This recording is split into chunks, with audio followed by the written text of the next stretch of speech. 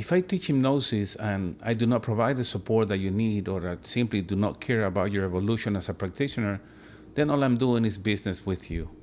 But if I teach hypnosis and I provide the support that you need, and I really care about your evolution as a practitioner, helping you help as many people as possible in the best possible way, then what I consider I am doing with you is my mission. For this reason, years ago, I created a mentoring group. This was requested by many of my students. They wanted to keep evolving, they wanted support, they wanted to know what to do whenever they were facing new situations in their sessions as they were evolving as practitioners. In this mentoring group, I give access to a platform where you can post your questions, you can share information, and also be in contact with other practitioners around the world. But yes, of course, you can get the answer from other practitioners and get the support that you need, but I'm also monitoring that platform and I'm answering to those questions myself. Not only that, we get together once a month in Zoom. You bring your questions, you bring your cases, we speak about different topics. Sometimes I teach new things, and we all keep evolving at the same time. It is not just me acting as the trainer, but we're acting also as colleagues, sharing information, helping each other keep growing, keep evolving.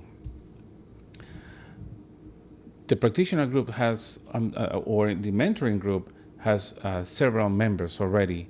Not everybody is able to make it to the mentoring meeting once a month because they're in different time zones, because I do it on mostly Saturdays and it's difficult for them. But I do record those sessions so they can access it afterwards.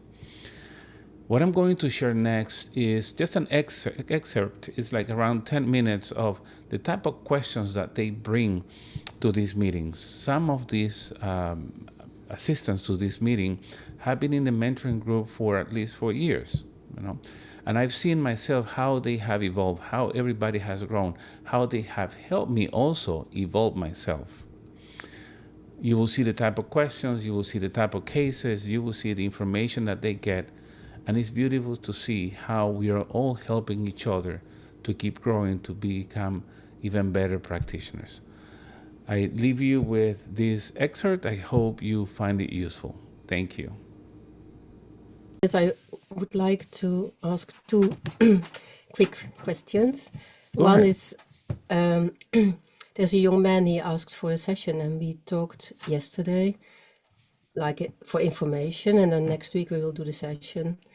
And he's only 27 years old and he has had a few strokes already. Okay. And his psychiatrist said to him, try hypnosis because he's thinking about psychosomatic symptoms because his Okay. father had strokes the same time, almost at the same moment, together, the two. Really? So not Yes. at the same age. You're talking about at the same time. No, same moment, yes. Oh, Almost the same moment. okay. Yeah, very strange. All right. So so we talked yesterday and next week will be the session, first session. But I was thinking, how do I start with this? Because I don't know, it's a good thing to start immediately about a stroke. Or should you say, we talk about how do you feel, but I think it's very heavy to touch immediately the stroke. Right. Also, if you ask, feel about. So I would like to ask you, what do you think? Well, yeah. And thank you for the question. And one of the things we were talking is about getting ready for the sessions, right? Which I always say is impossible. It's impossible to create a game plan for the session because we don't know what's going to happen, right? However, I can tell you, of course, things that I will not do immediately in a session. You're next. So I just wanted to share some thoughts I had for the questions also, Elena. I want to share what has worked for me. Because I remember this client I had, she was so, I'm analytical, but she was very, very analytical, very aware of what she says, every word. And and I felt kind of stuck because every word she was saying was telling me she is already in past life. She was like being judged, there was some prosecution scene, and I could just taste it almost. Uh-huh. It was already there, but she was this kind of person who was resisting. She would not give herself permission to go there. Like she didn't believe in past life. She was very, very conscious, aware, and present here as well. So what has helped me was what Antonio has shared with me one of the meetings afterwards, that uh, give to give permission to the client to make up the story, that we bypass the even the stigma of anything related to something they might not accept, because if it's against them, they will not They're- go with It's against their that. belief system, right? Again, so now I decided to incorporate it in my pre-talk, and I tell them, uh, especially if they don't believe in reincarnation. Mm-hmm. Okay. Olena, Well, I have a question. you have a question. So I had a girl who, so the thing, well, she was resisting, but we worked on the things, like laughing off. So defense mechanism of like laughing things off, but like middle of the session, she got serious, got deep. The thing is, so in interview, she mentions the guilt because she has a twin brother, right, who was like handicapped from birth. And problems with mother. So I do the technique in the womb, right?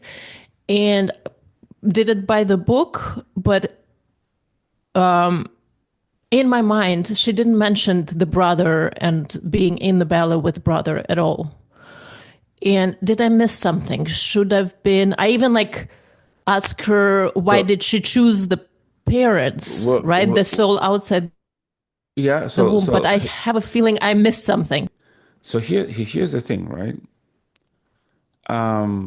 Speaking about spirituality, speaking about the teachings of spirits through Allan Kardec, and Chico Xavier and Divaldo Franco and Joanna de Angelis, right? The brain is just another organ, right? And that's when what we do in psychology, you go like, the brain is just another organ, the conscious mind, subconscious mind, everything is with the soul. When the body is sick, it's because the soul is sick. This is the way we see it, and this is the way we're taught. He was born. He was born into that body that was going to have this issue with his brain for a reason. Yes. Yeah. But I always, when I see this, yeah, it can be a lesson if somebody comes with, but it could also be the consequence of laws, the law of cause and effect. So you never know what this soul has done in a past life. And in this life, he has to experience this limitation with the brain. The soul is not limited; it is the brain, right? Stephanie, your turn. Okay, so I had a client that has cancer, and we did go through 4 or 5 sad memories, and then at the end, I did like the scan, to see if there was any attachments. Okay. And so she basically did on her own, did like, well, I guided her through it, but she did like a role reversal with No, the, very change. and so at that point I was like, what do I do? But I mean, I asked her, okay, I basically treated it like an attachment, and I'm not sure If it if, was, huh? you're not sure if it was an attachment. No, because I asked, like, when did you attach to her body? And then she kept referring to when she got cancer. And let me start with this question. What were the expectations for the session? The reason why she contacted you? Because she knows that, like, her emotions caused her, cancer. Right. You know, because I'm a clinical hypnotherapist, so I have already seen her for clinical. Okay. Okay. Got it. Okay. So again, what was the motivation for the session? To heal, you know, stuff that she wasn't letting go. Okay. Not to heal the cancer, but to work on the emotions. Mm-hmm. Right. Okay. Yeah. Because the first thing that I tell my clients is that you're not going to heal cancer with a session. Right.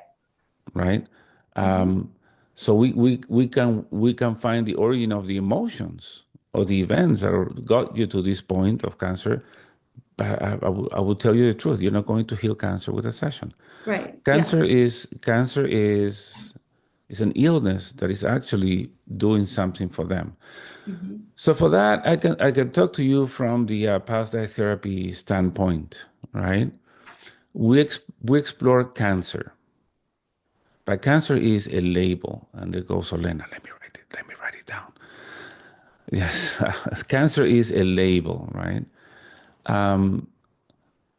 So first, I will have my clients define what is cancer for you. If I say cancer is blank, for me, fill in the blanks. What do you think the type of what type of answers you might get from a client? Is punishment? Is a course? Something I deserve? Anger. So right there, your client is giving you an answer. Once we detach, because what we need to do with illnesses is detach from the label, detoxification, right? Mm-hmm. So here's what CSR would do at the end when we first let's say that is anger is because somebody else was causing you anger, right? Mm-hmm. Then forgive, Yeah. right? Yeah. Forgiveness is a big We did one, a lot of right? that. Yeah. Um, and then I will have my client talk to the liver. Oh. Olena, come on. It's following your intuition. Talk to your liver and explain to your liver, I'm so sorry that sent toxic emotions to you when you're not meant to process those. And of course, you freaked out.